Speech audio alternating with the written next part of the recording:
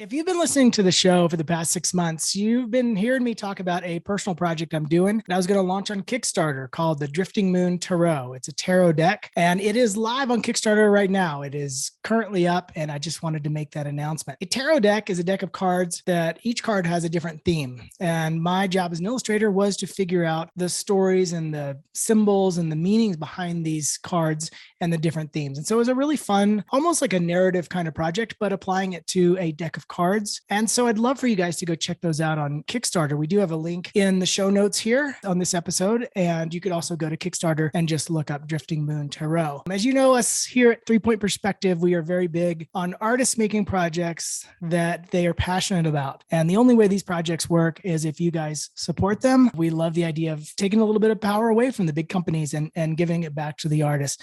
And that's what these things are. That's what this project is for me. I took the last 6 months off of commercial work just to do this project. And so I would love to ask for your support and your help. And if you like the project, share it around. I would really, really appreciate it. Okay. Thank you. Hello, everybody, and welcome to 3 Point Perspective, the podcast about illustration, how to do it, how to make a living at it, and how to make an impact in the world with your art. I'm Jake Parker. I'm Lee White. And I'm Will Terry. And all three of us are professional illustrators. We've all illustrated for all the major publishers in the business. We've together published around 75 children's books, and we've all taught illustration at the university level.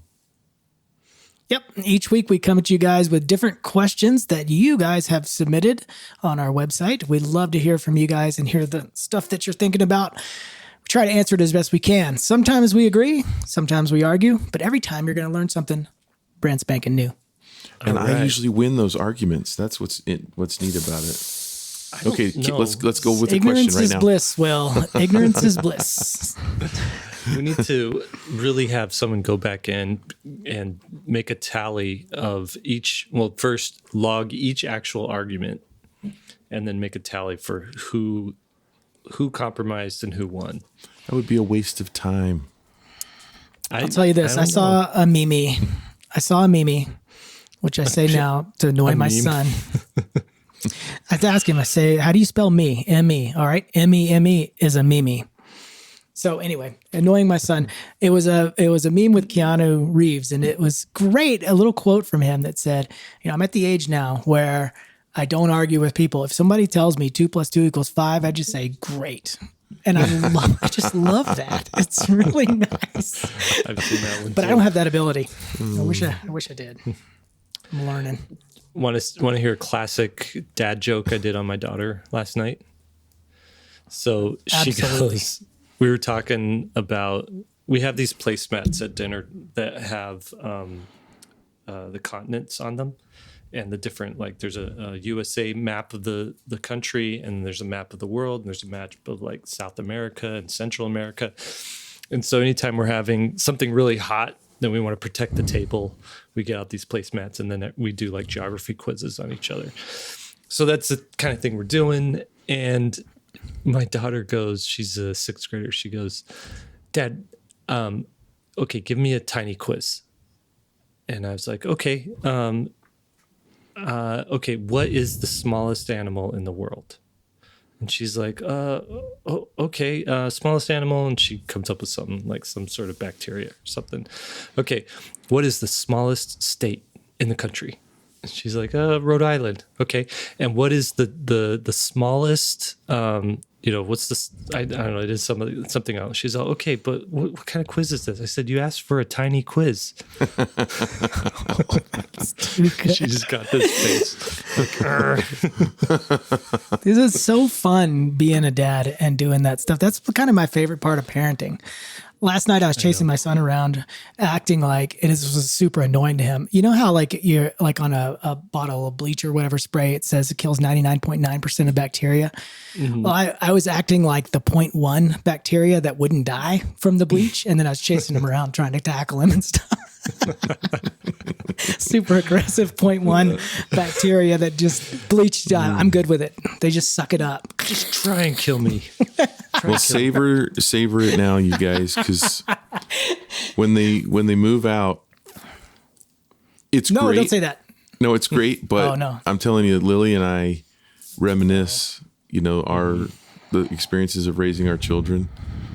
and it's, you know that you're going to be sad, but man, when it hits you and you just don't have them around, and you have all those memories. That's not going to happen. I'm following my son. He's not getting away. It's bittersweet. So I wanted to follow up with you guys, do like project follow up. What are you working on? What's going good about it? What kind of roadblocks are you running into? Lee. I'm cruising on my tarot deck. I'm finishing at least one image a week now. I mean, when I actually get a chance, a lot of illustrators might not know this, but there's just the hardest time is getting time to actually illustrate. And so when I get moments free of illustration, I am flying on those things. So in terms of like, you guys might be in school or in college or whatever. I remember like taking like a week and spending all day on an illustration trying to get it right. And now I've got like a couple of hours free between when I have a meeting and to prepare some other graphics for the Kickstarter and stuff and to bang out an image. So it's going really smooth. I found my stride. Cool. That's great. That's good. What about you, Will?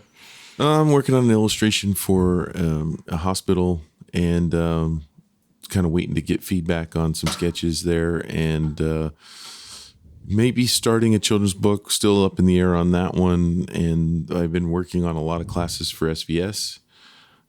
We've all taken on different responsibilities, and so that's been one of mine, and I've been loving it. I love teaching. I love breaking down a concept and trying to ask myself, what would make sense to me when I was in school? How would I get this idea conveyed to me? Mm-hmm. And we've talked about this before, that teaching online is different than teaching in school. In school, you had access to your teacher, so. I'm in college and I'm taking illustration classes, and the method that almost every teacher that I had ever seen is you come into class and you bring in your sketches for your next project, and you just one at a time go up and have the teacher go, well, this is how I would redesign it, and you're trying to glean, like, I see you doing it and making my art better. Mm-hmm. And that looks great. I wish I had done it. I have no idea how to do that. But right. I feel like at least I saw it happen in real time. And then I'll work, and then I would do the next project and have the same kind of things happen. And it was really frustrating. And no diss to my teachers, because I had great teachers. They really were really, and I feel like that your teachers have to be good at the thing that they're trying to teach. And they were really good at the thing they were trying to teach. They just, doggone it, in the university art experience, there's no incentive for that teacher to lay down video classes and to break things apart with visuals and to say, this is my process from start to finish, and this is why I'm doing the things that I'm doing. Instead, they've got 20 students to get through, and they're like, let me see and I've done this too when I taught at university. Mm-hmm. This was my method because that's what I learned, right? So I'm taking their art and I'm going, this is how I would do it differently. And they're like, oh, that looks so much better.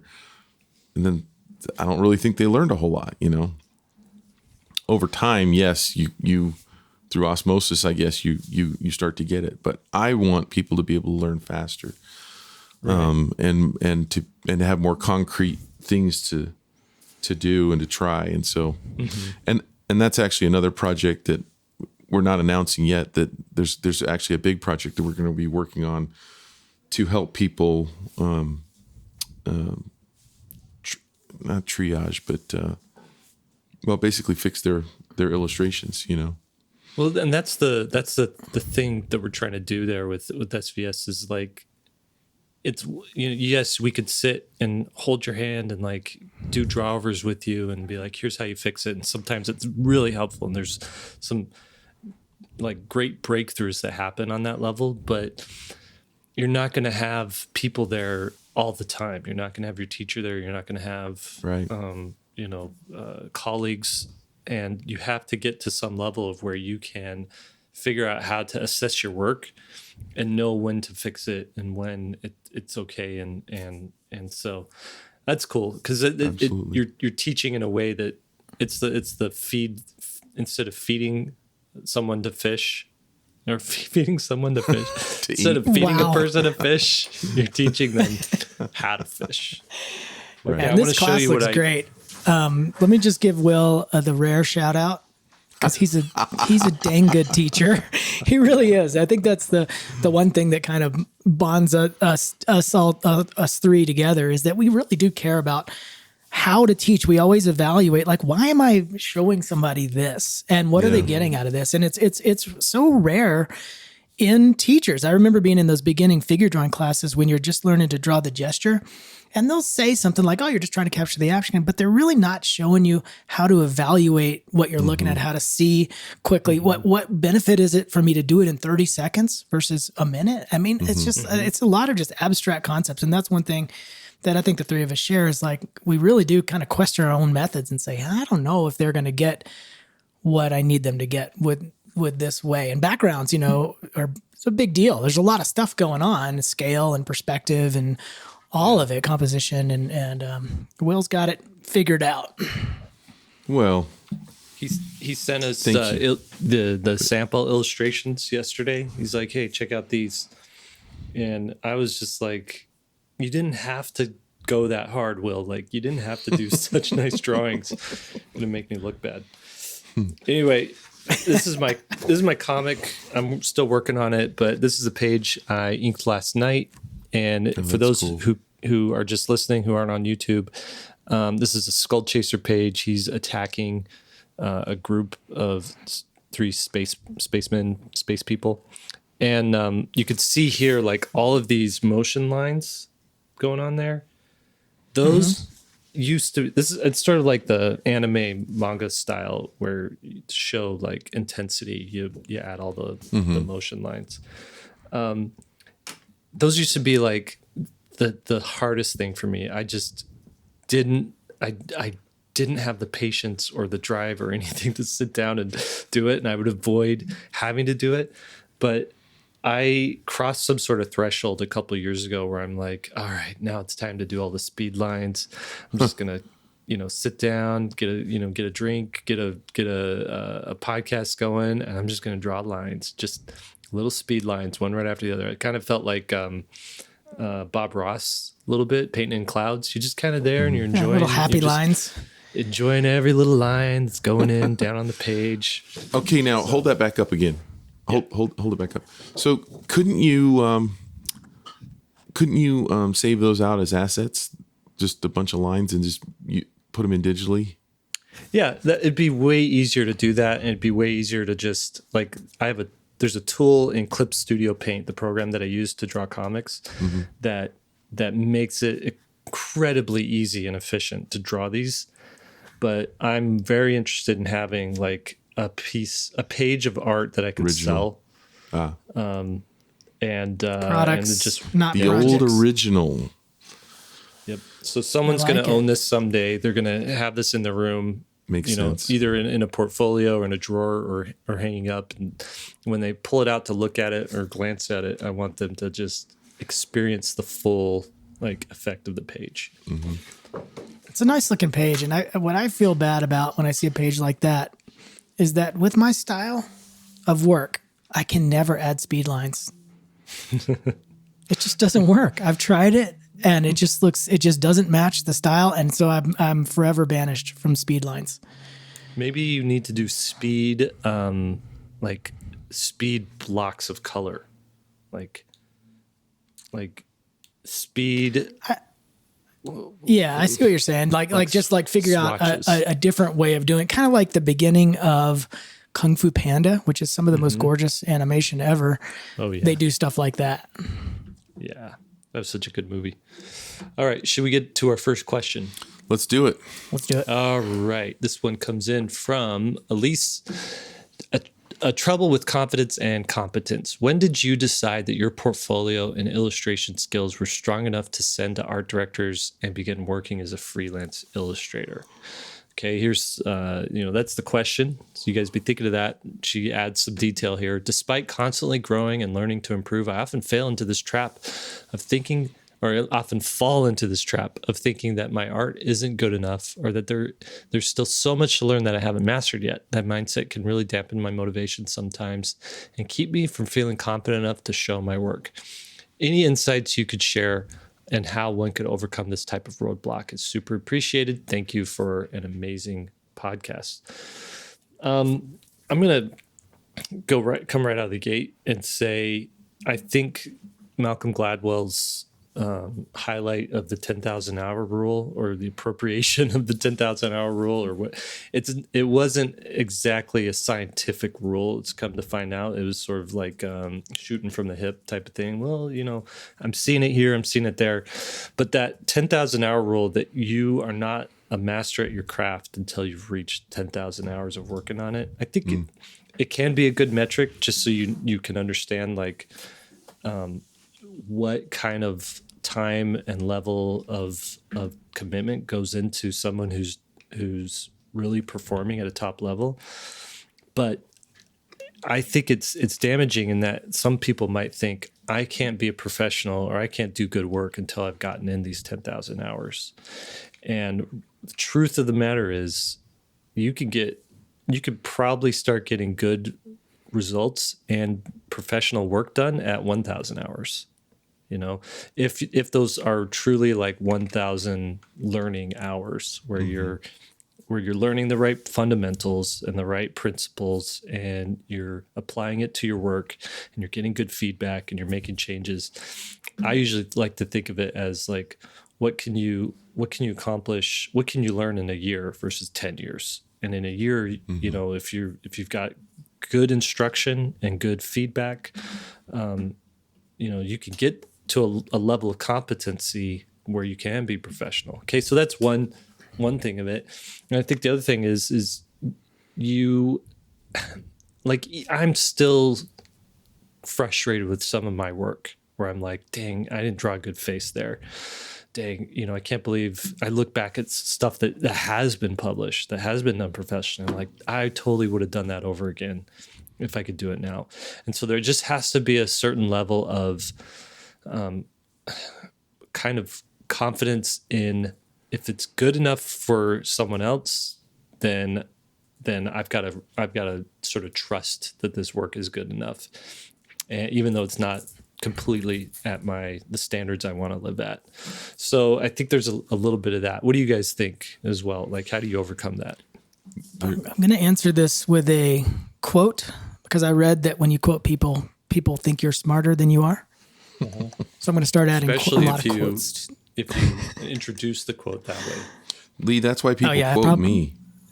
Daniel, maybe edit that out so I seem smart. It's a good quote, though. I think about it quite a bit. This is from Ralph Waldo Emerson, who I named my son after, by the way. It's from his essay on self-reliance. It says, speak what you think today in hard words, and speak tomorrow what tomorrow thinks in hard words again, though it may contradict everything you said today. And what I love about that, he's just basically saying, where you're at, you just got to claim it. You're doing, as long as you're doing the work that's as good as you can do. Mm-hmm. And now if you're doing work and you're like, I can make it better, and you know how to make it better, don't put that out there. Make it better and then put it out there. I tell that to my students all the time. Like, once you get a critique, don't just put the piece away. Actually do what we talked about in the critique. A lot of people don't actually make the change. Anyway, make it as good as you can, and then put it out there and say, this is what I got right now. Again, I'll use another analogy because it makes you seem smart.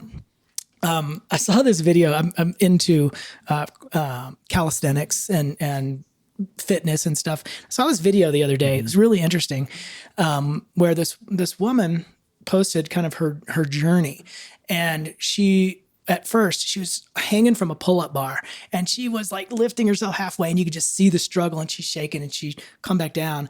And then the next video was her actually doing a pull-up, but struggling like crazy. And she was so excited when she did the pull-up.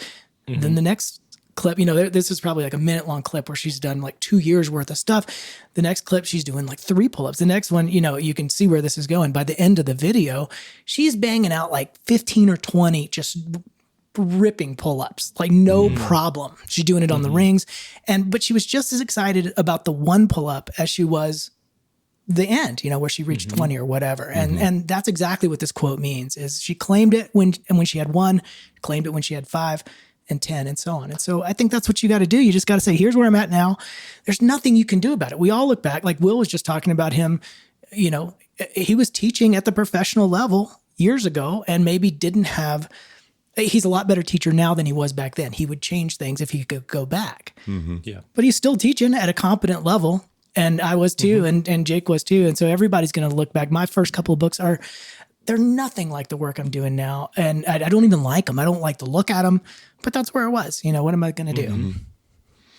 Yeah, the two things. There's one, Jake, you were talking about the time, the amount of time that you put in, the 10,000 hours or the 1,000 hours I calculated at one point years ago that I was at like 60,000 hours on illustration, Yeah. So Dang. you Are you get serious? there. Yeah. Yeah. You probably didn't know too. Will's 80 years old. Yeah. Well, I cheap guess you're shots. right. After 20 years, you do something every day. The hours start, really stack adding up, up at a certain point. But there's another metric there. So if you're drawing the graph, time would be on one side. But then I think, what do you guys think of this?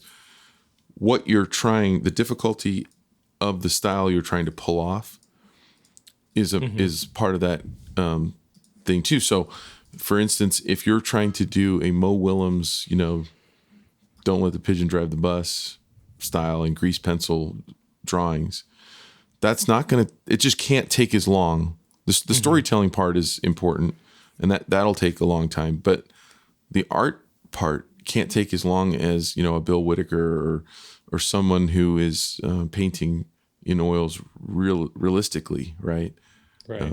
With full anatomy and Like a Scott Gustafson. yeah, something like that, or even a Scotty Young comic style, or they're the one. Those are just going to take longer. So we can't all, as artists, we can't all compare each other's time in. Like, well, I've got 10,000 hours, and I'm not doing as good as this person who's got 10,000 hours. And we're trying different things, and our brains process things at a different rate. And some people are going to speed that process way up.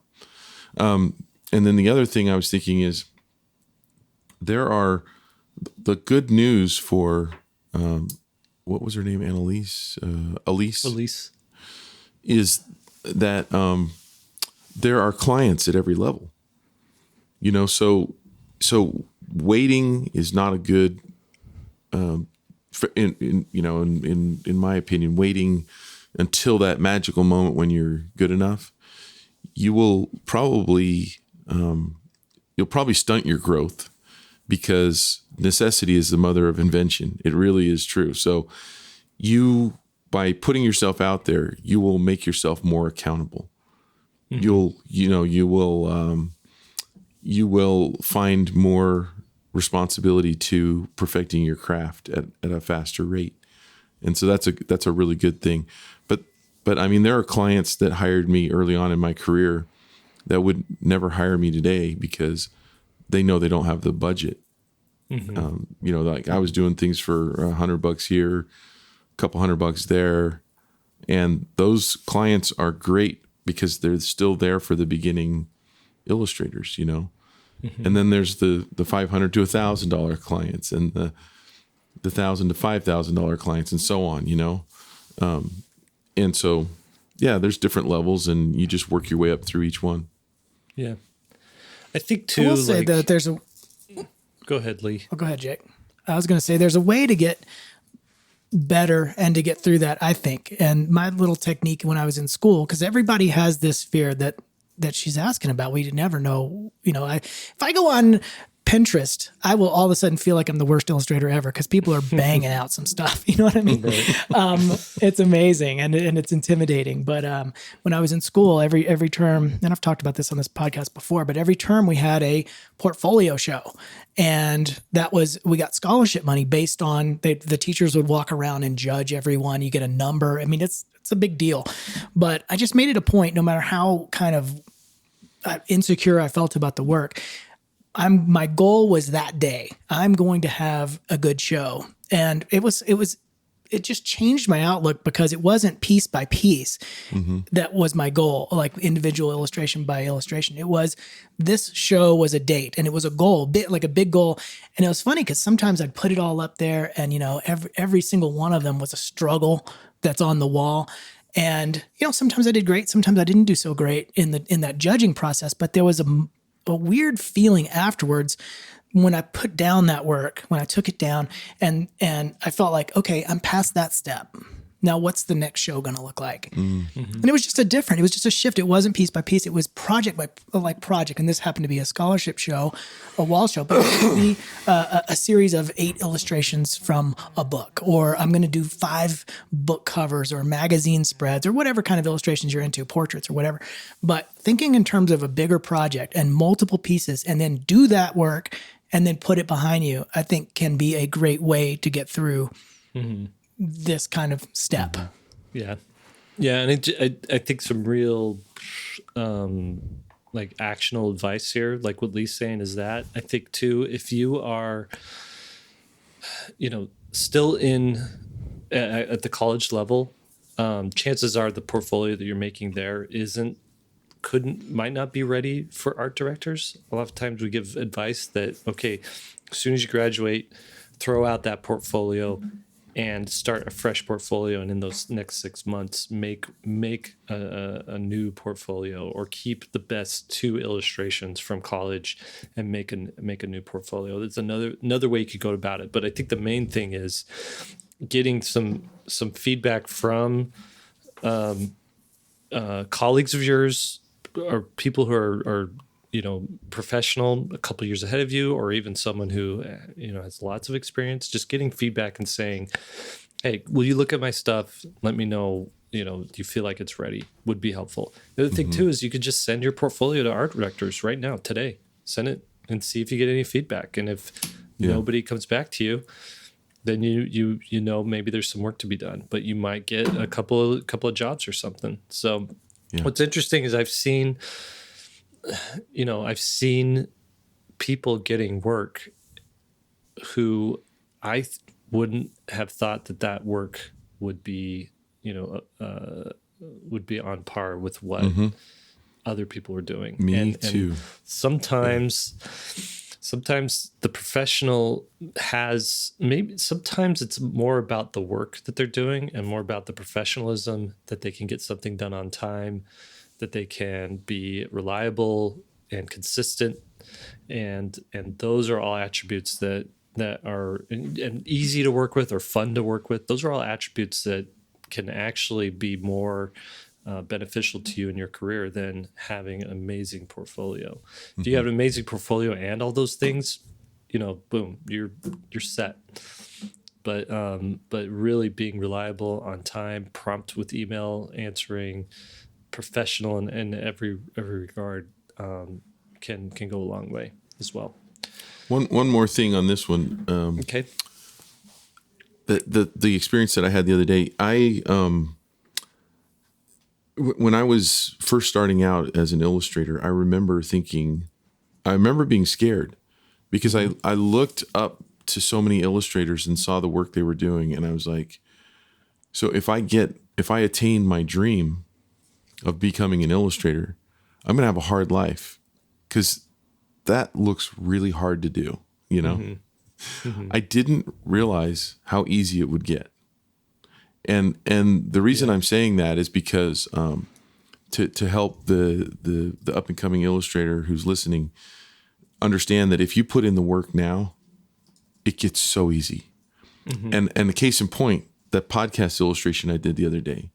So what happened was we did a podcast that was out of order. It was out of schedule, but we needed to do it, and we kind of slid it in. But that meant that it was a rush to get it out, which meant we needed the artwork for it that day. And so Jake's like, hey, it's kind of your podcast, Will. How about you just do the artwork? And it didn't fit in my day at all. I'm like, okay, I got to take one for the team here. And rather than spend what I would have done 10 years ago, was spend 5 or 6 hours doing it. What I would have done 20 years ago is spend 2 days trying to get it done, and or a day and a half, and just begging for more time, and probably hating the thing that I came up with. 30 years ago, I hate saying that I can go 30 years ago.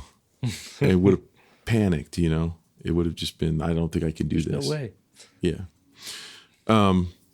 It was the easiest thing. It was go into my archives of, and what podcast number is that, by the way?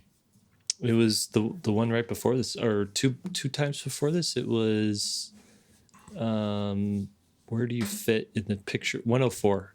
104. Oh, yeah, we're at 112 today. So it's a ways back, but it was back in February. I took a piece of a background of a little town, and I needed to have a landscape because that was part of the title. And so I looked through all the drawings that I had done, and I was like, oh, I could make this one work if I modify it and just redraw a little bit and move this over here and create a space for a character to go in there that wasn't in there.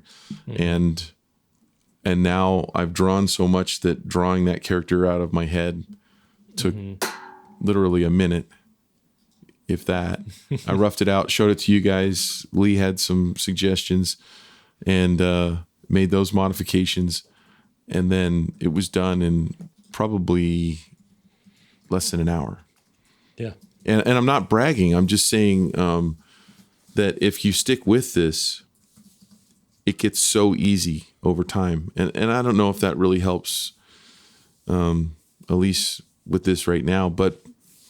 Well, even the page that I pulled up this morning, or at the beginning of this, like, not only does it become easier, you just get better at the craft, and it becomes more enjoyable. And like that one took me 2 hours to ink, and it would have taken me 4 or 5 hours 10 years ago. You get more confident with the tools. You learn time-saving techniques. It's just, it just gets you can visualize easier. it.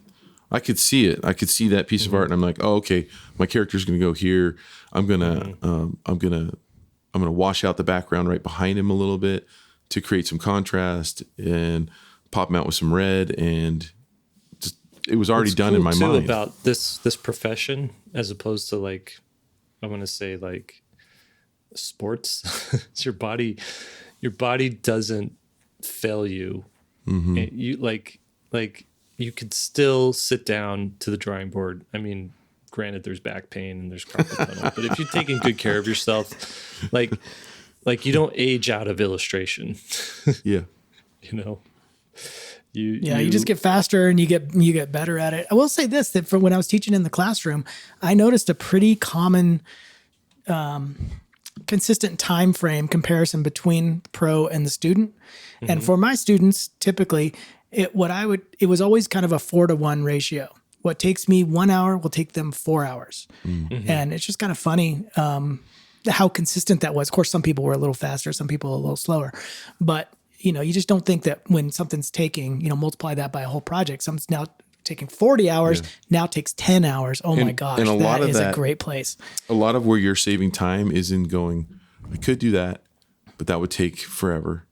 I could do that, but would take a long time. Oh, I could do this. It'll be just as impactful. So you're avoiding setting yourself up for problems. So you're not correcting things. I think, Will, that reminds me of a quote. Oh boy. In the beginner's mind, quote. In the beginner's mind, there are many possibilities, but in the experts, there are few. Yeah. Dang. That's good. Smart. Who said that? It's a Zen quote. So that's all it's kind of showing, that it's a Zen Trace quote. it back to the Buddha. Yeah. Okay, can I move on to the next question? You guys, you are cleared for takeoff. Okay, this one's Hold on, titled let me get my Getting quotes Derailed. ready. Hold on. Speaking of getting derailed, this comes from Pamela. This is for all the guys, but mostly Jake, because he's the one with all the lists. So we'll see how this goes. Just this year, I am experiencing enough free time in my schedule to make a go at putting in office hours as a writer illustrator. But I'm new at it. Just trying to build a portfolio and finish the dozens of things I've never had more than marginal time for. I'm making a lot of progress, but I don't know how to get back on track when I get derailed. I have 5 kids, a husband with 2 businesses, and I'm on call for my dad, who is a bilateral amputee. If I get interrupted, which happens frequently, I feel like the whole day crumbles. Even I can get back into my studio, I struggle to get back my momentum. Any tips? Should I abandon the list for that day and just switch gears? All right, I got some ideas here. Let me give mine first, because you'll come in with the good advice. Okay, you go first, Will. I want you to you've got this, and she asked for you, but let me mess it up first. I don't know. You probably. I'm curious. You might have something. Those are incredible. I mean, the demands on her time are absolutely incredible. Mm-hmm. To me, the only way I see it working is for her to go to bed super early, which is probably impossible with 5 kids, and carve out time at like 4 or 5 in the morning and jam on stuff before all the chaos ensues. Mm-hmm. That's it. That's what I got, because it's just crazy. I mean, like, I'm looking at her situation going, I couldn't get back on track with all that. I've been there when I had the kids, and if my wife was sick or something, or if things were going on, and you're like, you can't. I mean, this even for us, we're about to podcast. I've got a half an hour, and there's things I just won't dive into, because as soon as I get going, it's going to be our time, Mm-hmm. Right. And you can't just jump in for 10 minutes here and 15 minutes there. Should I add my advice before the pro? Yeah. I would say this is a huge problem, is getting back on track once you feel like you've derailed. And this is true whether it's illustration or whether it's fitness or diet, whatever you're doing, whatever takes discipline and willpower, I guess. I break up my day in how many segments do I think I can realistically get done. And a segment for me is about a 50-minute work hour. Mm-hmm. So for me, out of an 8 or 9 hour day, I'm hoping to get 6 solid focused work hours. Mm-hmm. Now, if I had less time, like it sounds like this person does, maybe that's 4, or maybe it's 3. But the beautiful thing about scheduling it in not what do I want to do today, but what do I want to do in this hour, means that when a couple of the hours get wrecked, I come back to it, and it's just in those small little increments that I'm trying to fit the work in. So I can I reset all through the day. Oh, my kid got sick. I couldn't start working when I thought I was going to. Well, those first 2 hours get lost, but then I still have the next hour coming up, and it's a reset. It's not like, oh, the day's blown because I planned on 8 hours and now I can't do 8 hours. You know what I mean? It's small, much smaller goals. Mm-hmm. Yep. Those are both great, and they track with what I've experienced and what I'm doing, and what I think she should do as well. So, essentially, I like Will's thing where you find a period of time of day where you're going to have a chunk of time that you can work on. So there's essentially like deep work and shallow work, and the work of a writer, illustrator, it contains elements of both, right? The deep work is stuff that only you can do in a workflow, like when you get into flow, right? The flow state. So that deep work stuff is things like figuring out a story, like breaking a story, figuring out like what's the dialogue for this character, what's the background of this character, like just going in there and nailing it down and figuring out like what's the thematic structure here, what's the plot structure, all that stuff. That stuff's really important, and it takes a couple of hours of flow to like really make any headway on there. The second thing with the art side of it is I feel like there's shallow illustration and deep illustration. The deep is coming up with the idea for the illustration, the composition, the really like the technical layout stuff. And then the shallow side is more like rendering. You get to a point where you just know how to add light, add highlights, and add shadow, and you could do it while you're listen to a podcast or you're talking to a friend on a phone or something like that. And for me in comics, it's typically, once I've figured out what the colors are supposed to be, it's like adding light and shadow. It's inking over the line work, the pencil work. It's stuff like that. Okay, so once you understand and you've got a better handle on what is deep work and what is shallow work, you break your day up into, okay, the kids have all gone to school, or I'm up before all the kids. I have 2 hours here, or I have 50 minutes or something like that. Now is my time to get into this flow state. And there's certain tricks you could do to get into that flow state easier and faster. And one of them is, there's a couple of like cues that you give your brain. So one is have a specific drink that you only drink when it's creation time, when it's creativity time. Have a playlist, and it's a music that you only listen to during creative time. And preferably it's music that doesn't call attention to itself, but it is something, so typically wordless, something that can like, play in the background. So you don't think about the music, but you're cognizant of it. It's a particular spot in the house. Sometimes it's putting headphones on, whether even if you're listening to something or not, but just the act of putting that on. I have a focus hoodie. When I really need to get focused, I'll put like the hoodie up over me, and like that kind of blocks out everything so I can only see what's right in front of me.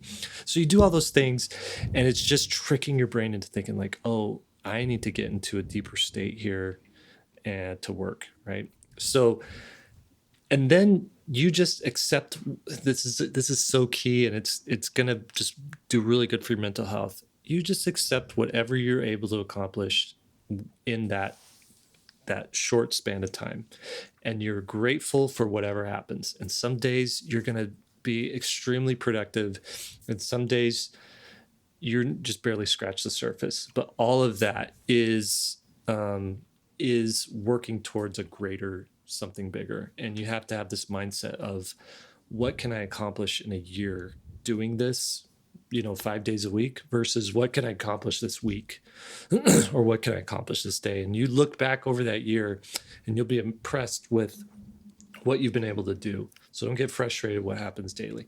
The other thing I would do is just track what you got done that day.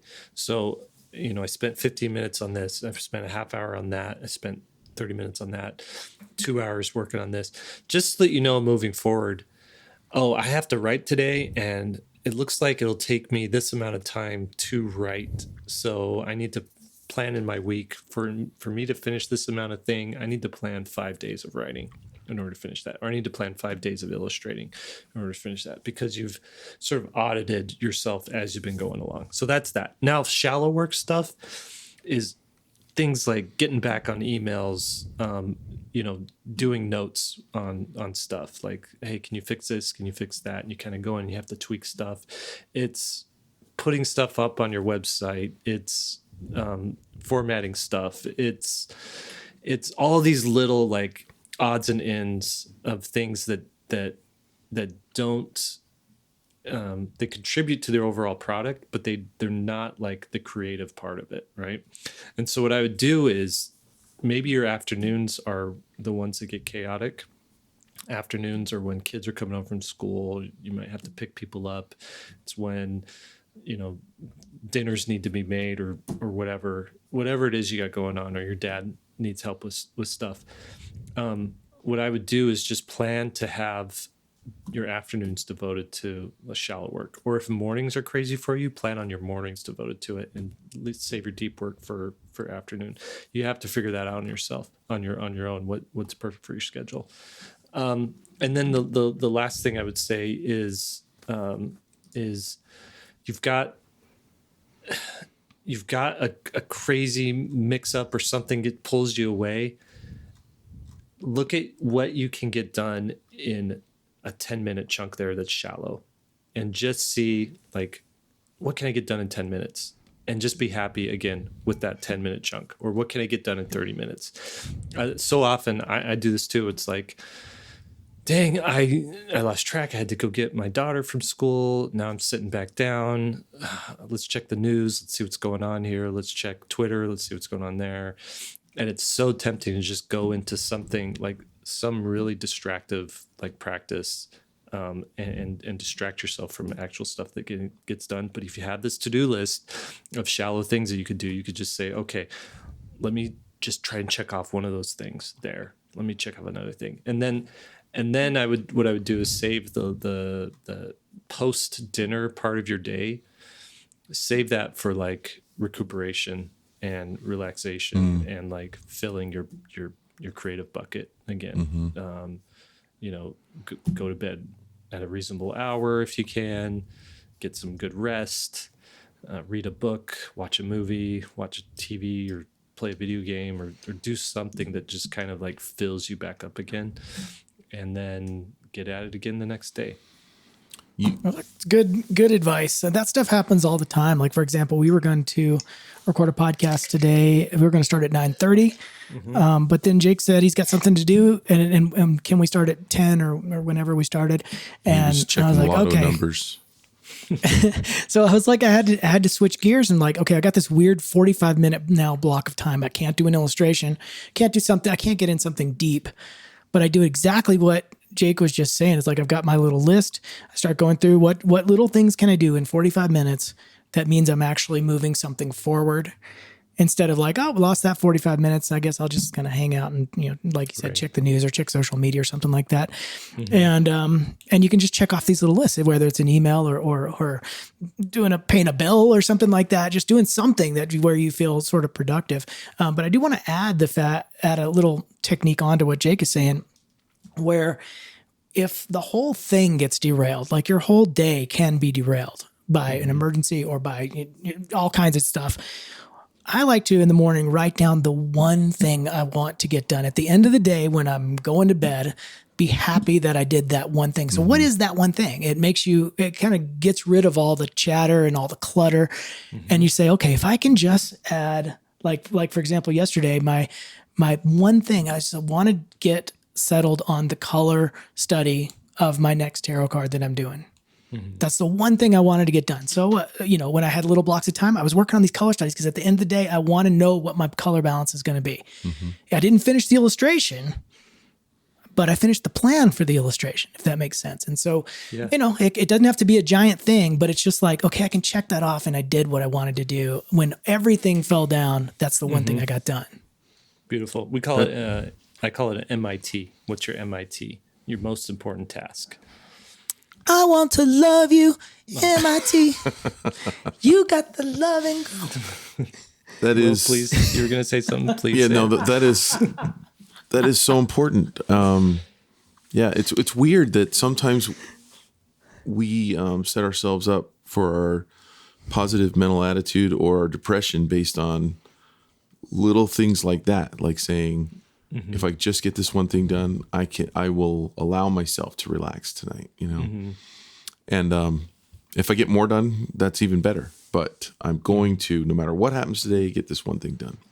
And I do that too. And it's weird, but it works. It also focuses you on, okay, I gotta shove everything off to the side. Now, I would say this: all of us have a much easier situation than this one described for sure by Pamela. I mean, just props to you for trying with these kinds of responsibilities, and that and also things will change in your life, and you won't have all these responsibilities. I mean, that's another thing that you already know, and and keep in mind that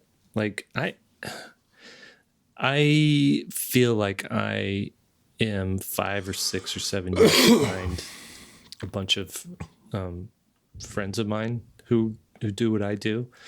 And I look at the projects they've got going on and the place that they're at and what they're doing. And I'm just like, we were talking about this stuff 6-7 years ago, and they went and implemented it. And here I am, like, just starting to scratch the surface on some of this stuff. What you got to remind yourself is that, like, they had a completely different set of circumstances in their life that allowed them to do that, or whatever. You've had to deal with whatever you've had to deal with. And the healthiest thing for me has been setting my own timeline for what not basing it on anybody else's timeline, but what's my own timeline, and just trying to be more worried about that than what other people are doing. And that every time I come back to it, I'm like, dang, things are not going how they should be. I should do this. And then I look at it like, well, are you going to finish the thing you're working on by the end of the year like you said you would? Yeah, I'm going to finish it. I'm on track. Okay, then you're on track, and that really helps.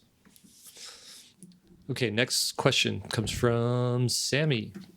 Is my style too classic and not trendy enough? Am I better suited for self-publishing? We can get little variations of this each time, but I like them. I like solving these problems. Yeah, so do I.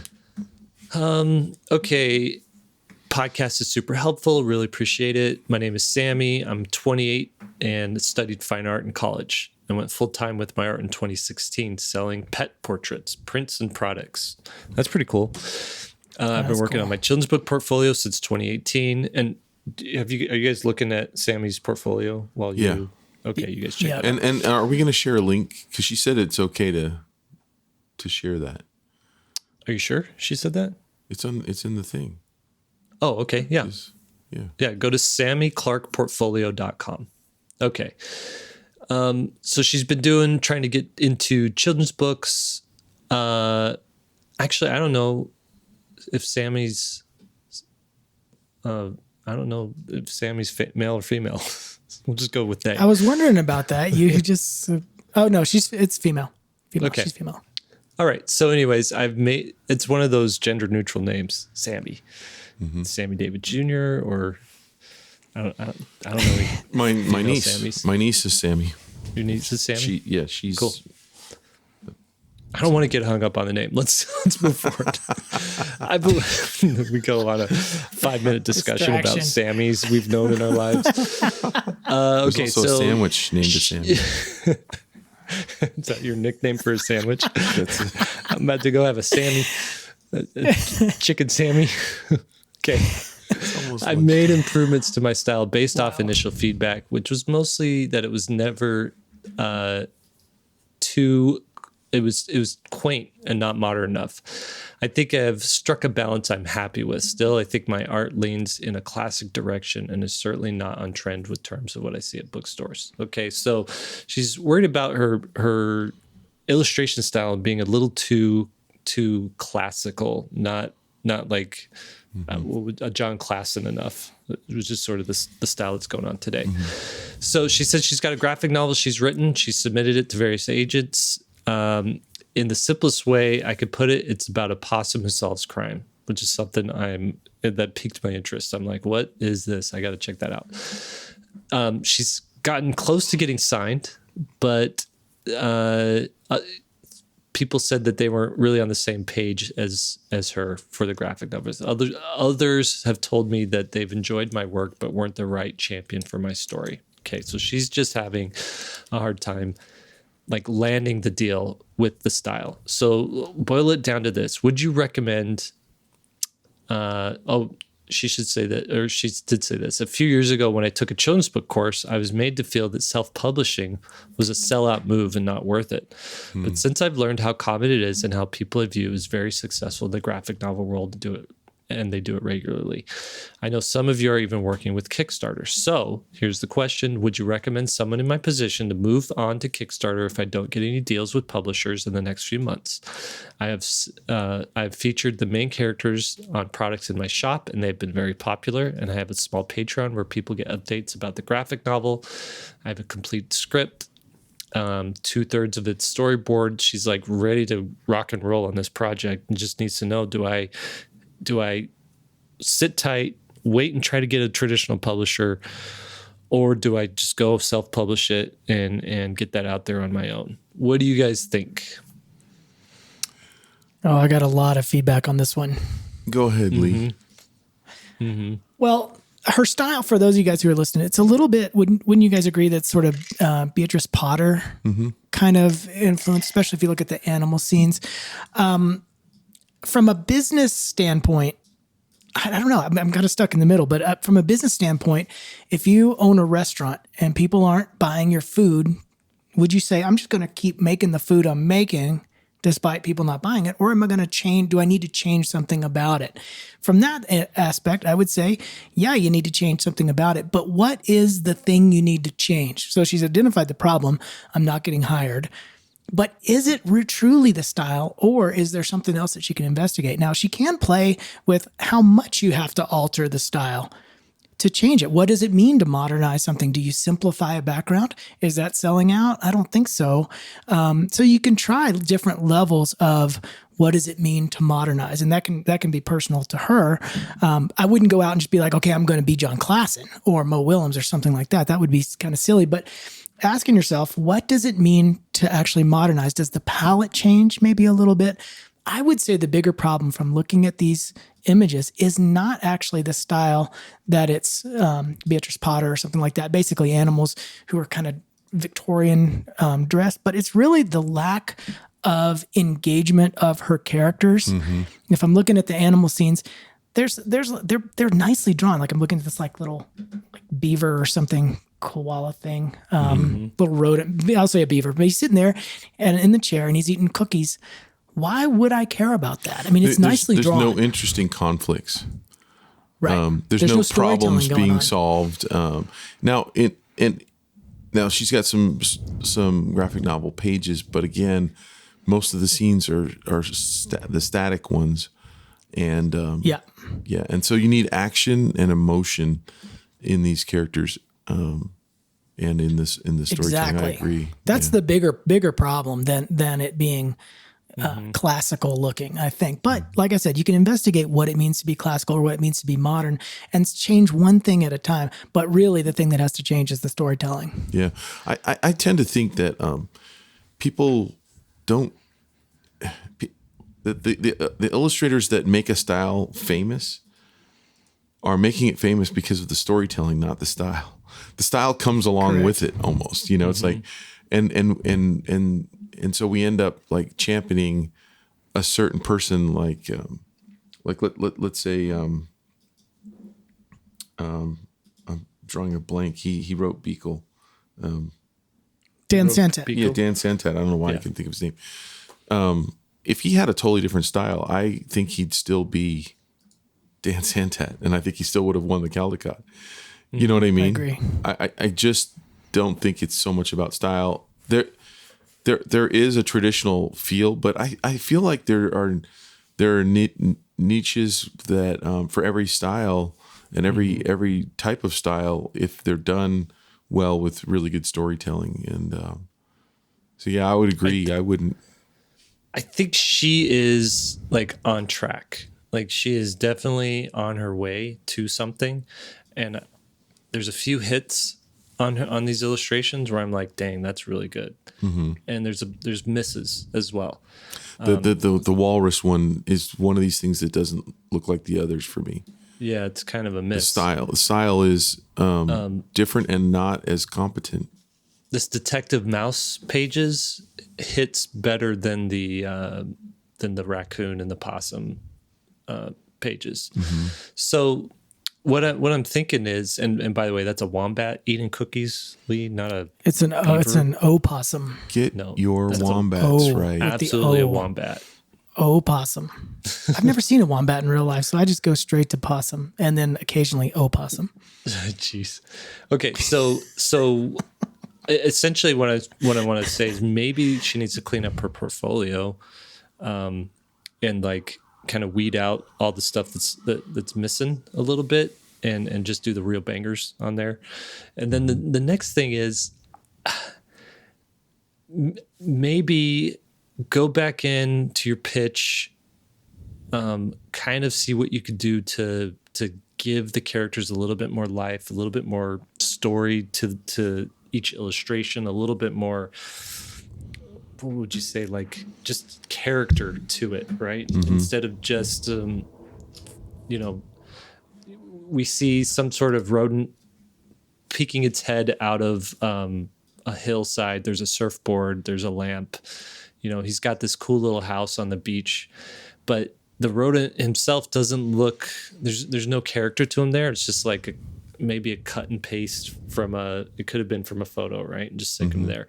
What can you do? Like that character should be like waxing down the surfboard, and he's Spicoli, right? He's a beach bum. Yeah, he's got trunks on.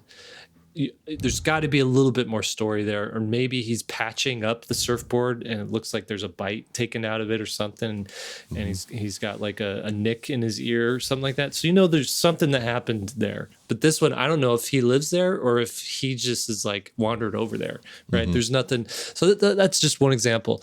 The other thing I'd say is if you're still having a hard time getting a deal, go ahead and do the self-publishing and make a book, because ultimately you were going to learn more by actually making things than you would by just waiting around, waiting for someone to let you know. So I kind of feel like maybe you just bypass trying to get the publishing thing, go self-publish a book, do whatever you need to do, make a Kickstarter. You're going to learn a ton. You're going to make things even better. You're going to have a project under your belt, and then go out with the next project with the publisher. Unless you had such roaring success on Kickstarter that you don't need publishing anymore.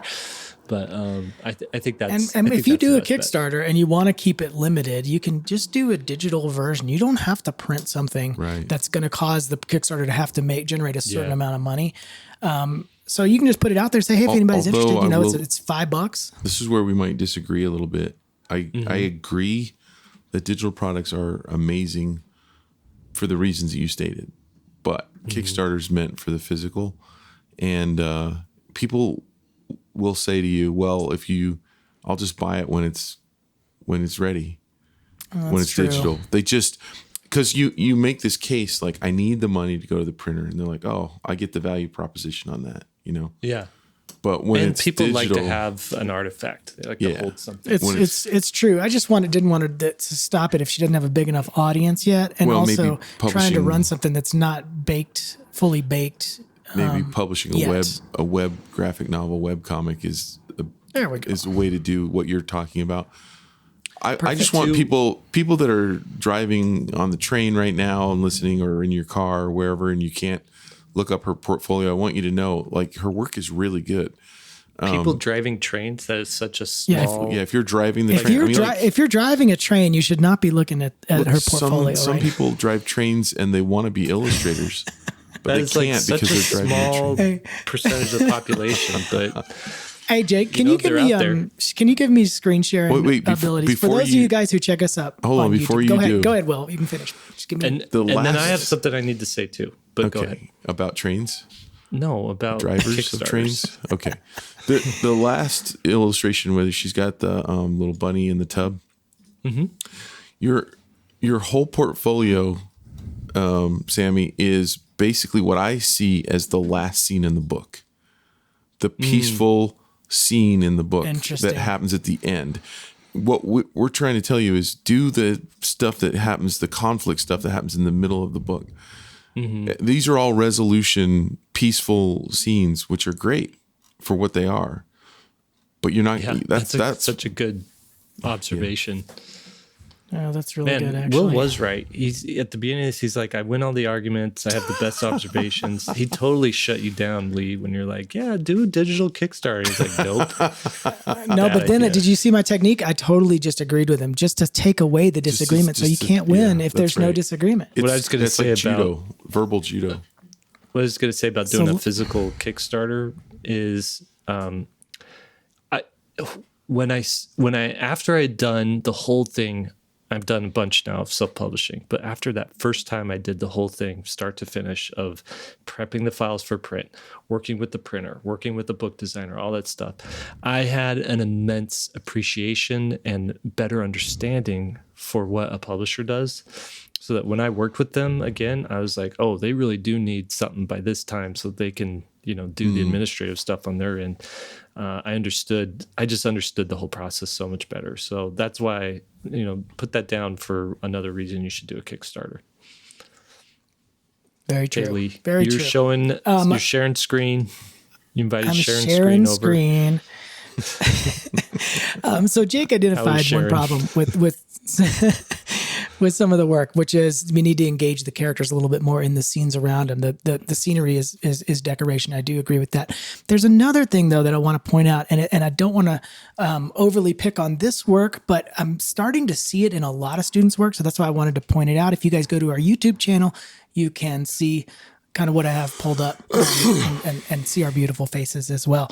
But I'm looking at her work now and agreed with what Jake said, but also in terms of composition, I'm seeing a lot of breakdown in composition with a lot of students' work lately. I've been doing a little bit more teaching on the side, and a lot of people they basically stuck characters in the middle, and the set around them was just decoration. And that's what we're talking about Will's class, the background class being so good, that your scene and how you set it, both the background and the composition, is so important to the storytelling, and also what the characters are doing in relation to each other and all that stuff, character design and all that. The whole thing is storytelling. And so what Sammy has here is what I like to call the newscaster composition. For those of you guys who aren't seeing the images, if you picture you're watching the evening news and you got two newscasters and they're sitting next to each other. As a matter of fact, the first image that's on the page literally is that. There's a straight table in front of them. There's two characters right next to each other. The characters are on the same plane, if that makes sense. They're right next to each other. As you start to go down, you start to see this newscaster composition a lot. The characters are exactly next to each other. They're not engaged with the environment. They're not off center. They're just standing next to each other and not totally really relating to each other. And when there's a single character, it's almost every time in the center of the image. And so I love having these little checks. Again, I've got a whole list of things I go through after I'm done with an image. Is there any tangents? How's my perspective? Is there, are the characters on different planes, or is there any kind of engagement with the composition? And I think you'll see now it's almost like looks more engaged in making a character and then just decorating around them. But the whole thing has to work together. So you got to get rid of that newscaster layout with your characters to have more engaging scenes. I was going to say all that, by the way. All right. I think we answered that question. Hey, Will, you're muted, so I can't hear your whatever dumb thing you're going to say. My quip was I was going to say all that. That was my next thing I was going to say. Dang it.